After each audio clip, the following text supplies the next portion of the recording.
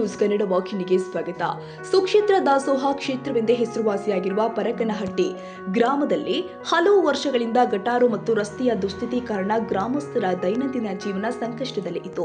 ಪರಕನಹಟ್ಟಿಯಿಂದ ಮೇಲಮಟ್ಟಿ ಮಾರ್ಗವಾಗಿ ಗೋಕಾಕ್ಗೆ ಹೋಗುವ ಮುಖ್ಯ ರಸ್ತೆ ಗಿಡಗಂಟೆ ಮತ್ತು ಮಳೆಯಿಂದ ಬಿದ್ದ ಮಣ್ಣುಗಳಿಂದ ಮುಚ್ಚಿಕೊಂಡು ವಾಹನಗಳು ಸ್ಕಿಡ್ ಆಗಿ ಅಪಘಾತಕ್ಕೆ ಒಳಗಾಗುವುದು ನಿರಂತರವಾಗಿತ್ತು. ಗ್ರಾಮಸ್ಥರು ಹಲವು ಬಾರಿ ಪಿಡಿಒಗೆ ಮನವಿ ಸಲ್ಲಿಸಿದ್ರು ಕೂಡ ಯಾವುದೇ ಕ್ರಮ ಕೈಗೊಳ್ಳದ ಕಾರಣ ಜನ ಬೇಸರ ಹೆಚ್ಚಿತ್ತು. ಇದರಿಂದ ಕೋಪಗೊಂಡ ಗ್ರಾಮಸ್ಥರು ಮಾನವ ಹಕ್ಕು ಮತ್ತು ಭ್ರಷ್ಟಾಚಾರ ವಿರೋಧಿ ಸಂಸ್ಥೆಗೆ ಸಮಸ್ಯೆಯನ್ನ ತಿಳಿಸಿದ್ರು. ದೂರು ಸ್ವೀಕರಿಸಿದ ನಂತರ ಸಂಸ್ಥೆಯ ಬಸವರಾಜ್ ವಿರೂಪಾಕ್ಷಿ ಹುಲಿಕಟ್ಟಿ ಅವರು ಸಮಸ್ಯೆಗೆ ತಕ್ಷಣ ಸ್ಪಂದಿಸಿ ಸಂಬಂಧಪಟ್ಟ ಅಧಿಕಾರಿಗಳೊಂದಿಗೆ ಮಾತುಕತೆ ಕೂಡ ಮಾಡಿದ್ರು.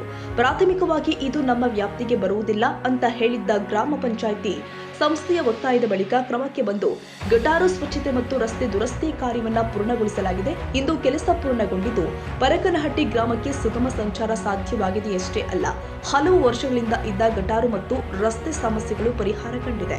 ಈ ನಿಟ್ಟಿನಲ್ಲಿ ಗ್ರಾಮಸ್ಥರು ಸಂಸ್ಥೆಯ ಬಸವರಾಜ್ ವಿರೂಪಾಕ್ಷಿ ಹುಲಿಕಟ್ಟಿ ಅವರಿಗೆ ತುಂಬು ಹೃದಯದ ಧನ್ಯವಾದಗಳು ಎಂದು ತಿಳಿಸಿ ಕೃತಜ್ಞತೆ ವ್ಯಕ್ತಪಡಿಸಿದ್ದಾರೆ.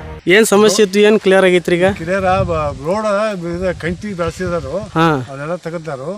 ಮುಂದೆ ಈಗ ನಮಗೆ ಇದಾಗಬೇಕಾಗಿತ್ತು, ರೋಡ್ ರಿಪೇರಿ ಮಾಡಿ ಇದು ಮಾಡಬೇಕು. ಈಗ ನಿಮ್ಮ ಬಸವರಾಜ್ ಹುಲಿಕಟ್ಟಿ ಅವರು ಮಾಡಿಸಿದಾರ, ಇದನ್ನ ಮಾಡಿಸ್ಬೇಕು. ನಿಮ್ಮೂರ ಕಡೆಯಿಂದ ಮಾಡಿಸಿದಕ್ಕೆ ಏನು ಹೇಳ್ತೀರಿ? ಧನ್ಯವಾದಗಳು.